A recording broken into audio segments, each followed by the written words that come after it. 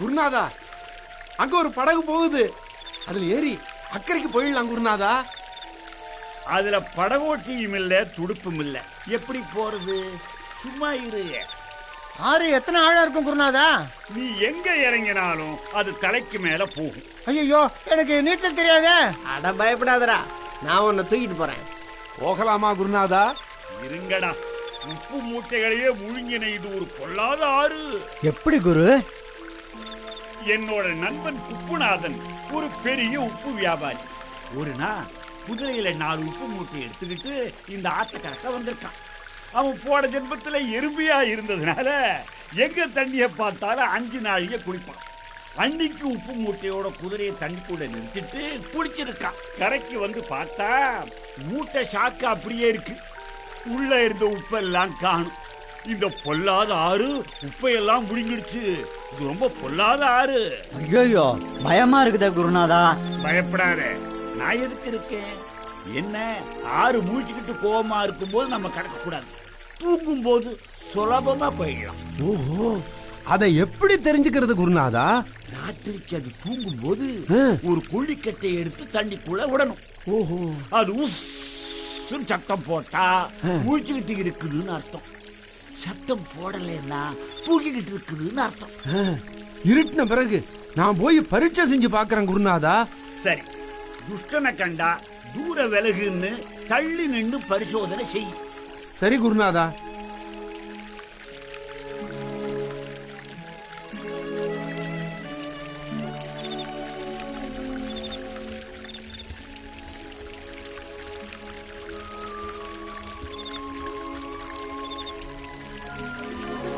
குருநாதா,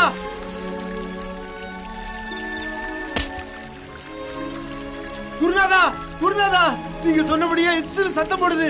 ஆறு முழிச்சுக்கிட்டு இருக்கு. 3ஆம் ஜாம போய் கூடிச்சு.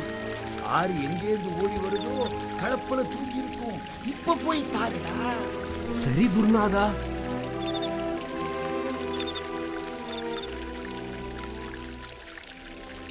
குருநாதா, ஆறு தூங்கிடுச்சு. எல்லாம் சீக்கிரம் வாங்க, சீக்கிரம் வாங்க.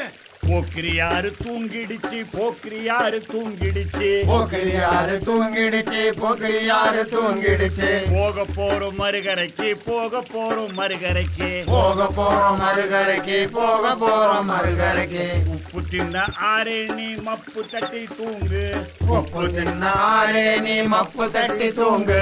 அட உப்பு தின்ன ஆரே நீ மப்பு தட்டி தூங்கு. அட உப்பு தின்ன ஆரே நீ மப்பு தட்டி தூங்கு. குருநாதா, உங்க தயவால எப்படியோ கரை சேர்ந்துட்டோம். சீடனை கரை சேர்த்து விடுறவன் தான் குரு.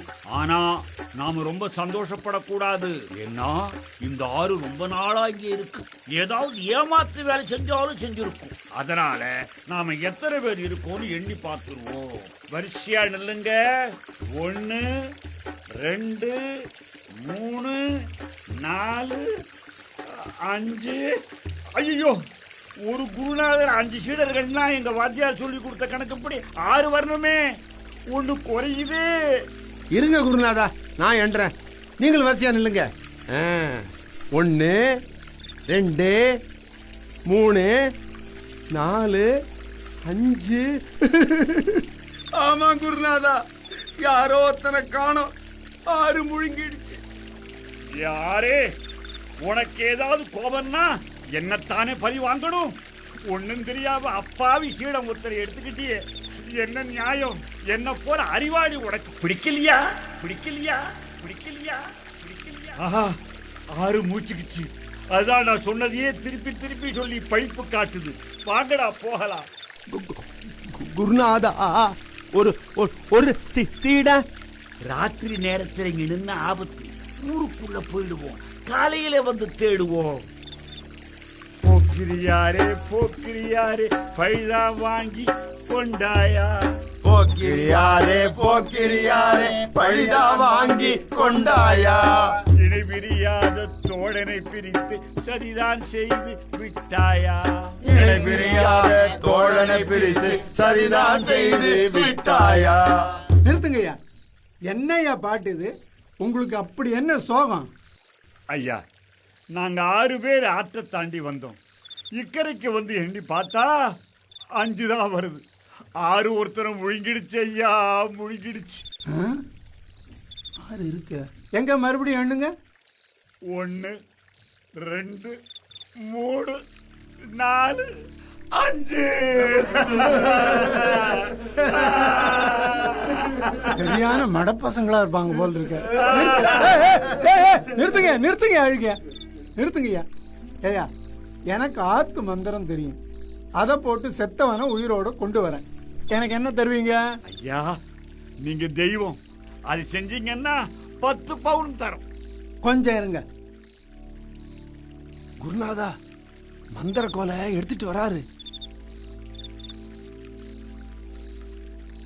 பரிசேல் நில்லுங்க. இப்போ நான் இந்த மந்திர கோலால் ஒவ்வொருத்தரையா ஒரு அடி கொடுப்பேன். அடி விழுந்த உடனே 1ன்னு எண்ணணும். நில்லுங்க, எல்லாரும் வரிசையில் நில்லுங்க. தடி அம்மினால் நில்லு. 1. ஐயோ 1. அம்மா 2.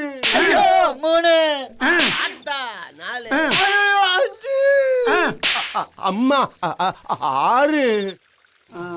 இப்போ எத்தனை இருக்கு? ஆஹா 6 பேர் இருக்கோம். செத்தவனை பிழைக்க வச்ச மகா ஞானியே, இந்தாங்க 10 பவுன். நீங்க நல்லா இருக்கணும். சரி சரி, சீக்கிரமா இந்த ஊரை விட்டு கிளம்புங்க. ஆத்துக்கு கோபம் வந்துடும். இந்த திசையா போயிருங்க. அதுதான் சரி, வாங்கடா போகலாம். பரமார்த்த குரு, பரமார்த்த குரு. அழுக பொண்டாட்டிக்கிட்ட சண்டை போட்டுக்கிட்டு ராத்திரி நேரத்தில் வெளியே வந்தேன். 10 பவுன் அதிர்ஷ்டம். இதைத்தான் நல்லது எங்க இருந்தாலும் நடக்குன்னு சொல்லுவாங்களோ. கேட்குறீங்களோ? இதை முதலையே சொல்லக்கூடாது. அதோ வெளியே கிடக்கிற ஊசியை 20 பணம் கொடுத்துட்டு எடுத்துட்டு போங்க. பாத்தீங்களாடா, பாத்தீங்களா? சாமர்த்தியம் இல்லாம போனா நல்ல பொருள் வாங்க முடியாது. தூக்குங்கடா ஊசிய.